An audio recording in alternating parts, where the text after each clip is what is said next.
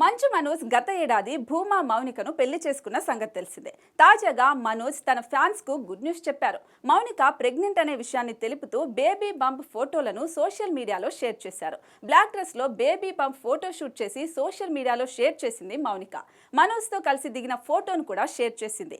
ఈ సందర్భంగా నా జీవితం నా పక్కన ఉండే వాళ్లతో ఎప్పుడూ నన్ను ఆకర్షిస్తుంది, నన్ను మళ్ళీ మళ్ళీ ప్రేమలో పడేలా చేస్తుందంటూ మనోజ్ ని తన మొదటి కొడుకు ధైర్యవ్ ని ట్యాగ్ చేసింది. ఈ పోస్ట్ కి మనోజ్ సరదాగా పిల్లా ఓ పిల్ల నువ్వంటే నాకు ప్రాణమే అని కామెంట్ చేశాడు. దీంతో ఈ ఫోటోలు సోషల్ మీడియాలో తెగ వైరల్ అవుతున్నాయి. ఇకపోతే వీరిద్దరూ కలిసి కొత్త బిజినెస్ లోకి అడుగుపెట్టిన విషయం తెలిసిందే.